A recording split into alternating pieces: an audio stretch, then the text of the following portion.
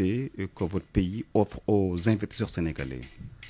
Nous sommes très fiers de notre partenariat qui est fondé sur des valeurs partagées et sur un respect mutuel et qui est axé en fait autour de trois grandes priorités, des priorités qui sont partagées entre les deux pays.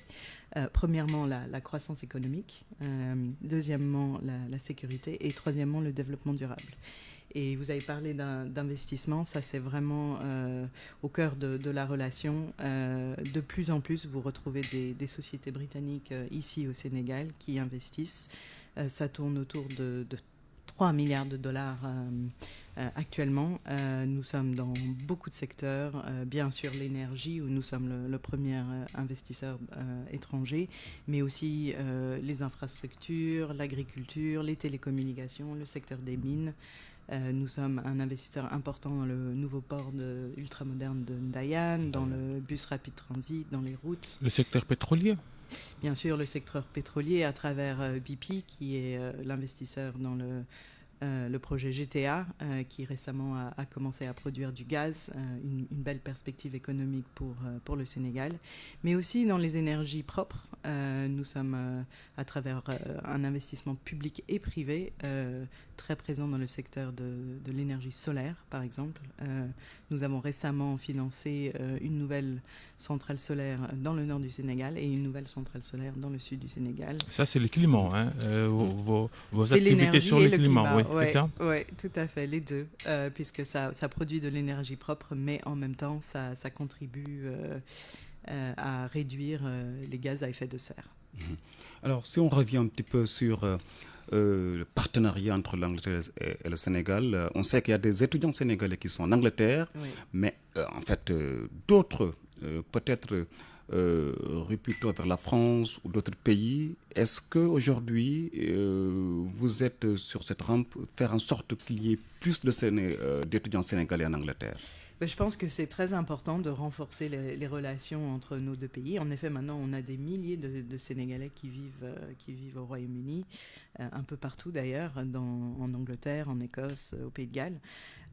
Et bien sûr, c'est un objectif de renforcer ces échanges. Nous avons de très belles universités au Royaume-Uni, parmi les meilleures au monde. Vous avez aussi de brillants élèves, on les retrouve. Et donc, j'encourage absolument les étudiants à réfléchir. Je ne pense pas qu'ils soient nombreux parce que il semble que c'est difficile d'obtenir un visa pour l'Angleterre, pour l'Écosse, pour le Pays de Galles, pour l'Irlande. Ouais, il y a des milliers de Sénégalais qui obtiennent des visas chaque année pour aller étudier, travailler, vivre au Royaume-Uni. Bien sûr, nos procédures sont ce qu'elles sont. Pourquoi elles sont ce qu'elles sont, justement? Premièrement, c'est la responsabilité de tout pays de protéger ses frontières, d'avoir un certain contrôle sur les personnes qui sont dans son pays. Bien sûr aussi, je pense que vous suivez qu'en Europe, les questions d'immigration sont très sensibles. Il en est de même pour le Royaume-Uni, mais c'est un pays qui se veut ouvert et qui, vous parlez d'université, de travail, on veut renforcer ça. Et peut-être la bonne nouvelle sur les visas, c'est qu'à partir de l'année prochaine, nous allons introduire des visas électroniques. Nous rentrons dans l'ère moderne et ça va beaucoup faciliter les procédures. Ça vous permettra de faire ça en ligne plutôt que d'aller physiquement et je pense que ça va renforcer ces échanges. Est-ce que la barrière linguistique, elle ne fait pas souvent défaut si on sait que la plupart, en tout cas au Sénégal, le cursus scolaire se fait en français, même si l'anglais est introduit au collège. Est-ce que vous ne pensez pas que c'est cela qui fait un peu défaut, la barrière linguistique? Je pense qu'on a deux grands développements récemment sur l'apprentissage de la langue anglaise ici au Sénégal. Premièrement, le nouveau gouvernement a émis le désir d'introduire l'anglais au primaire. Ça, c'est une grande avancée. Je pense que ça va vraiment permettre beaucoup de Sénégalais d'apprendre cette langue anglaise, qui est vraiment un passeport vers le monde, vers l'emploi, vers les échanges. Deuxièmement, je pense que de plus en plus d'étudiants sénégalais eux-mêmes veulent apprendre l'anglais. J'étais récemment à l'université Cheikh Anta Diop, ils m'ont dit que le département d'anglais est le plus populaire de tous les départements et que vraiment on voit un désir de la part des Sénégalais d'apprendre la langue anglaise. Et puis aujourd'hui, nous allons ouvrir ce matin la première école britannique ici à Dakar, la première à suivre le curriculum officiel. Il en existait déjà, non? Non, c'est la toute première en fait qui va suivre le curriculum officiel britannique, le curriculum de Cambridge, qui ouvre ses portes à Almadi. Nous l'ouvrons officiellement aujourd'hui, mais elle sera ouverte à partir de l'automne, initialement primaire jusqu'à la 5e, mais à terme jusqu'au secondaire. Alors, est-ce que, comme pensent certains, le français est une langue pas une langue de développement, vous allez dire ça? Ce n'est pas une langue de développement. Enfin, le français est la langue officielle ici, donc ça se respecte. Mais bien sûr, je pense que de plus en plus dans le monde, tout le monde est d'accord que l'anglais, c'est vraiment la langue du business, la langue des échanges. Ça vous permet d'aller dans n'importe quel pays du monde pouvoir communiquer, puisque vous trouverez dans n'importe quel pays des gens qui parlent l'anglais. Donc c'est vraiment aussi, comme je disais, vraiment ce passeport vers l'extérieur, vers l'emploi, vers le développement personnel au niveau mondial. Ne seriez-vous pas un petit peu dans une logique d'attirer beaucoup plus les Sénégalais à adopter votre langue, du moins que vous dites la langue? Je pense que les Sénégalais veulent adopter cette langue eux-mêmes. Il n'y a pas besoin que nous forcions. Notre rôle, c'est vraiment d'accompagner. Donc, ceux qui veulent parler l'anglais, on est là, le British Council est là pour vous accompagner, pour vous aider à vraiment parfaire l'anglais. Je pense que ça s'apprend relativement facilement. Donc nous encourageons, c'est sûr, les gens de parler anglais, puisque vraiment ça renforce, je pense, le développement personnel de chaque Sénégalais. Concernant le match d'aujourd'hui, parce que le temps nous est compté, le match d'aujourd'hui, une défaite de l'Angleterre, c'est ça, non? On verra. En tout cas, c'est deux grandes équipes qui s'affrontent. Je pense que ça va être un match très serré. On a beaucoup de respect pour le foot sénégalais. Je sais que le Sénégal a beaucoup de respect aussi pour le foot anglais et que la Premier League est très très suivie ici. Le Sénégal, bien sûr, a fait de beaux résultats ces dernières années. Moi-même, je l'ai souvent regardé à la télé et on voit vraiment cette année que les joueurs sénégalais que nous avons au Royaume-Uni ont fait de très beaux résultats. Ouais. Plusieurs ont gagné. Il y a eu Sadio Mané, malheureusement il ne sera pas... Ouais, malheureusement, lui, il ne sera pas de la partie. Mais vous avez de très beaux joueurs, comme je disais, Pape Matar Sarr, Nicolas Jackson, Ismail Assar, même Pape Gueye en Écosse. Tous ont fait de beaux résultats cette année. Et donc, je sais que cette équipe sera de taille. Je sais que l'équipe d'Angleterre... en tout cas, sait qu'elle va affronter sur le foot, vous n'avez pas un projet du genre des académies nous n'avons pas de projet spécifique sur le foot. Je pense que le foot, le marché est déjà très dynamique. Il n'y a pas besoin d'intervention publique, si vous voulez. Par contre, nous avons d'autres volets sportifs, si vous voulez, que nous accompagnons, en particulier les Jeux Olympiques de la jeunesse qui auront lieu l'année prochaine à Dakar. Ça sera les premiers JO sur le continent africain. Nous avons déjà beaucoup discuté avec eux sur la meilleure manière de les accompagner, par exemple sur le plan sécuritaire. Nous finançons aussi des jeunes Sénégalais en régie du son et lumière pour pouvoir accompagner ces JO. Donc ça, c'est la diplomatie sportive. La sécurité, il me semble avoir vu quelque part que vous investissez là-dessus. Hein? Oui, tout à fait. C'est une des 3 priorités du partenariat. Et il y a une belle collaboration entre les forces armées sénégalaises et britanniques, en particulier entre nos marines. qui vont faire des pas exercices. Pas de base militaire. Non, pas de base. Nous, on ne fait pas des bases au Sénégal. Nous sommes plutôt dans une logique d'exercice, de formation. Et nous avons beaucoup de respect pour ces forces armées sénégalaises. Et aujourd'hui, justement, nous allons remettre officiellement des radars côtiers et aussi des équipements informatiques spécialisés à la marine sénégalaise pour en fait renforcer notre combat mutuel contre la grande criminalité organisée et pour une meilleure paix et sécurité dans la région et dans le monde. Alors on sait que dernièrement, je reviens au match, on sait que dernièrement l'Angleterre avait battu le Sénégal 3-0 à la Coupe du Monde.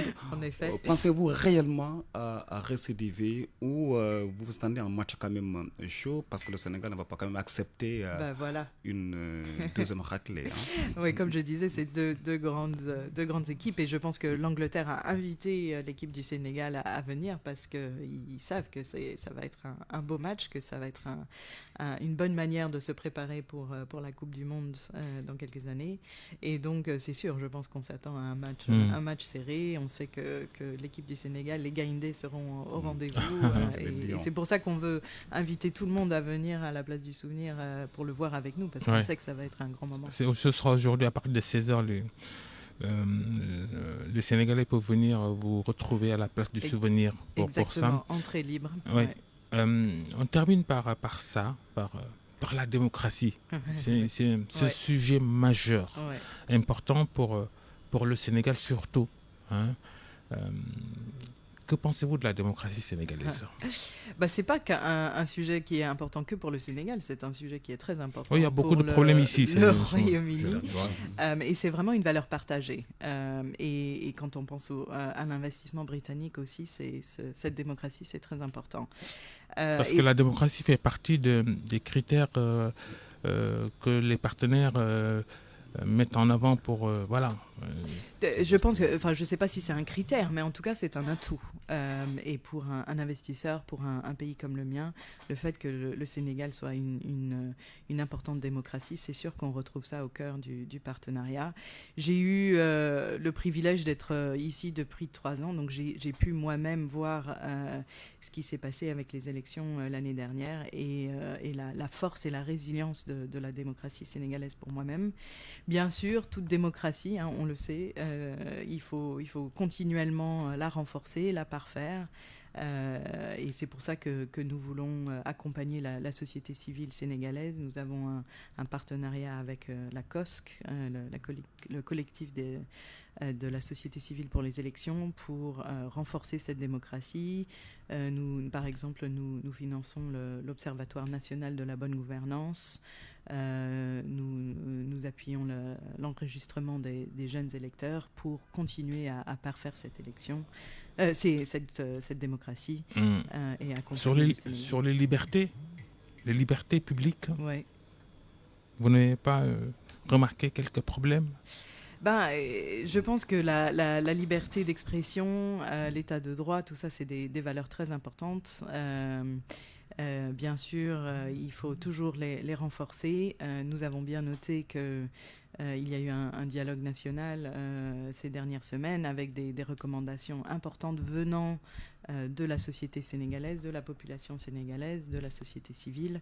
Et il y en a qui tournent autour aussi de la liberté d'expression. Et pour nous, cette liberté d'expression est vraiment un fondement important de la démocratie et tous nous devons continuer à la renforcer. Et comment avez-vous vécu en fait, ça fait 3 ans que vous êtes là, vous avez vécu les manifestations politiques au Sénégal.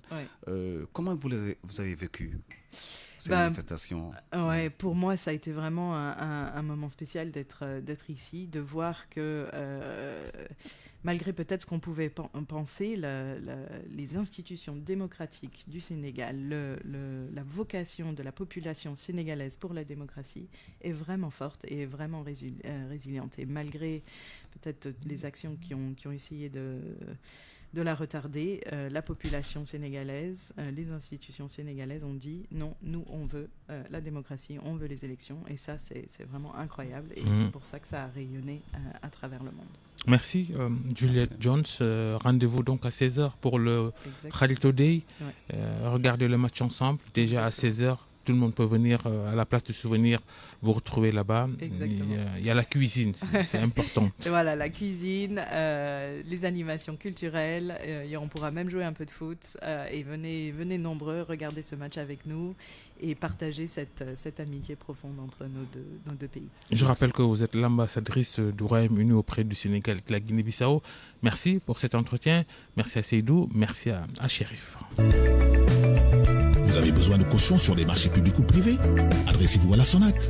La SONAC SA vous accompagne dans l'obtention et la réalisation de tous vos contrats en délivrant tout type de garantie. Caution de soumission, caution d'avance de démarrage, caution de bonne exécution, caution de retenue de garantie, caution définitive, assurance décennale, tout risque chantier et responsabilité civile. Pour plus d'informations, appelez vite au 33 889 82 10 ou rendez-vous sur www.sonac.sn. La SONAC SA, membre du groupe Sonam Assurance, votre partenaire pour toute forme de garantie. Entreprise régie par le code CIMA. RFM Matin. RFM Matin. Émission Billet au Sénégal.